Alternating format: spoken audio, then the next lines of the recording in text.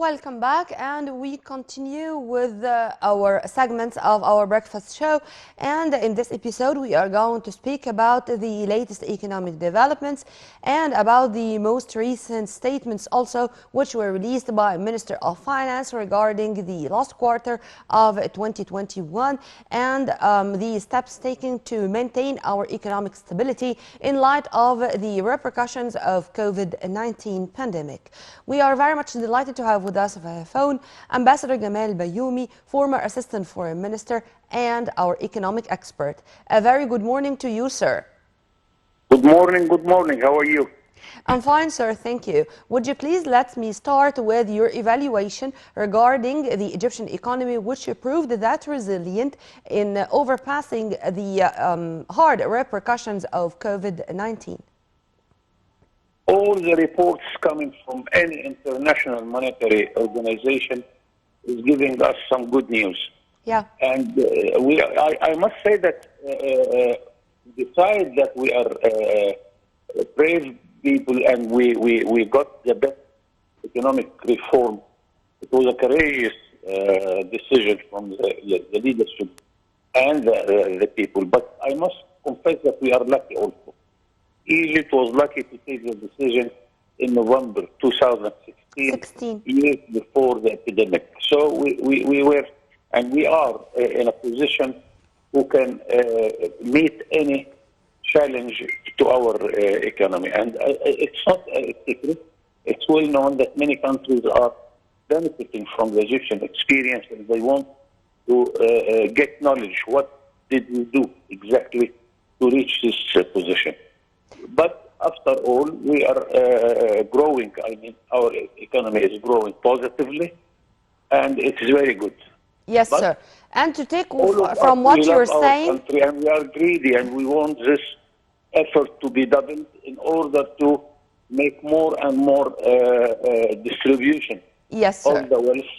That I want really, honestly, to see every layman in the street with a good sandwich in his hands, to feel that this economic reform is getting him something good. Yeah. Ambassador Bayoumi, let me take from what you were saying regarding the other countries, particularly the brotherly nation, who wanna benefit from our experience regarding this.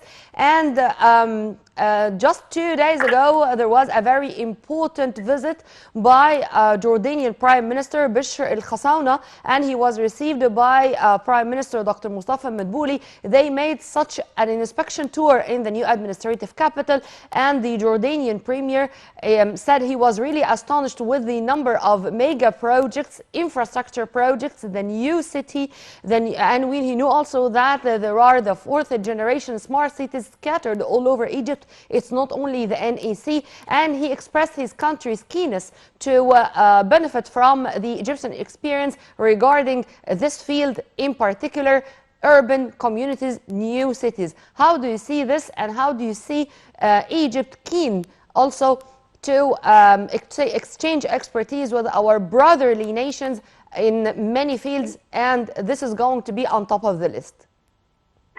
Here we must explain to our audience that we are making efforts on all fronts. On the international level, we have very good relations with the International Financial and Monetary Organization, IMF or the World Bank or others. On the regional dimension, we have very good relations with the Arab League countries, with the African Union countries, and after all, with the European countries, which are our main trade partners. And although we have all these agreements with those regional organizations, we have what we can call sub-regional dimension of our relations. So out of the Arab League, we have other dimensions we are seeking here to develop much more our relations. The example you are mentioning, it is Jordan and Iraq and Egypt. Another dimension, it is Egypt, Jordan, Tunisia, and Morocco with the Agadir Agreement. So it means that we are satisfied with our relations with the Arab world, but we need to deepen it with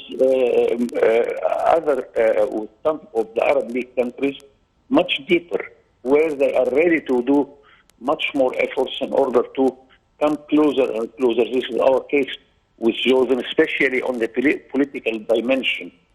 Egypt and Jordan are the only Arab countries who can talk to all the parties in Palestine in order to bring peace to Palestine. Yes, On sir. the economic development, I am glad that the Prime Minister of Jordan has seen what is happening in the new capital, and to see that we are working on all fields, whether it is agriculture, it is industry, it is services, housing, and the efforts we are exploring in housing is huge. And really, I am glad if you look from your window, from the Maspero building. Of course, I am amazed every time I'm driving my car at this place where instead of the slums, which we're covering all this area now, we have huge buildings.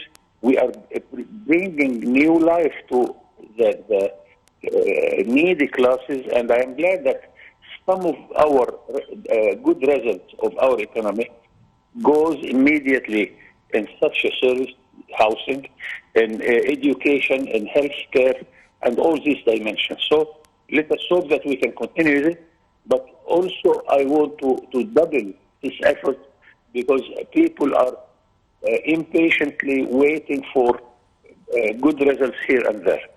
Amen to that, sir. And there are all the time meetings presided by the president with all the executives regarding the implementation of Hayat Karima, or Decent Life initiative, to implement what you've to achieve its goals on the ground and to make the layman in the street feeling that he is the one who is going to garner the results of our economic reform. By the way, sir, there is something which I cannot understand that much.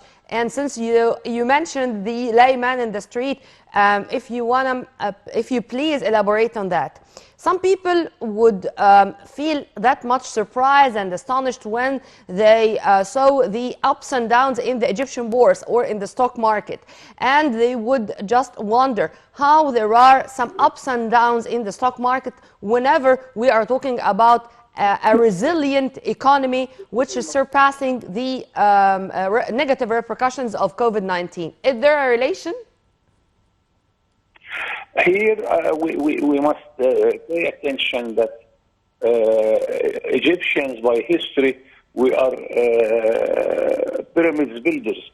We like always the huge projects. Aswan High Dam and the underground and those huge projects. Same time, we have to draw the attention that the real development should be based on the small and medium-sized projects. And if you watch a country like Germany, you will realize that 80% of what Germany is exporting depend on products you have never heard about. It's not the big names. And when we talk to our German friends, that the Russian build the huge project of the Aswan High Dam, or the French build the underground, they will tell you humbly that we already build in Egypt a small electric power stations 5 times the size of the Aswan High Dam, but it's not you do not see it because it's not huge like the Aswan High Dam or the pyramids. So the rationale there that we have to concentrate on both sides, the huge projects, the mega projects, and at the same time the small and medium-sized industries.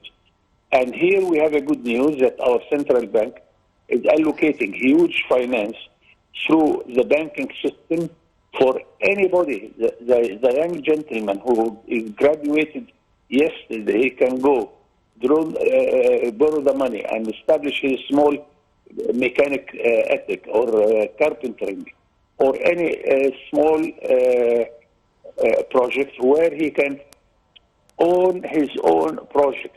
And of course, each small project will create 5 to 10 jobs.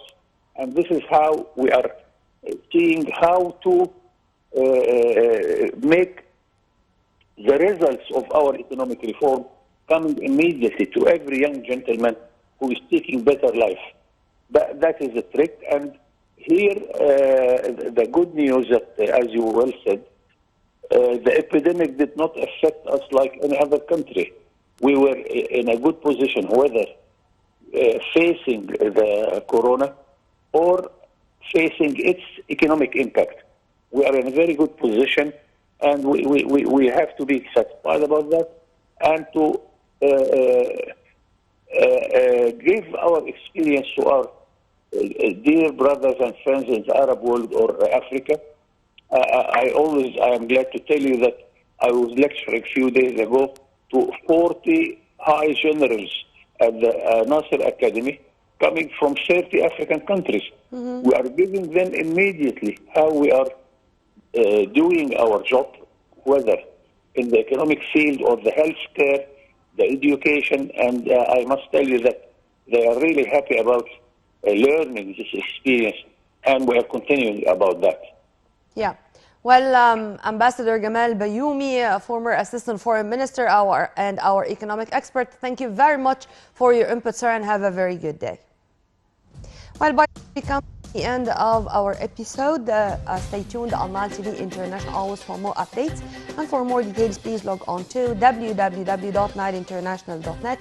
You are in the company of my dear colleague Hala Hamalawi and myself, Nermeen Abdurrahman. Many thanks for watching.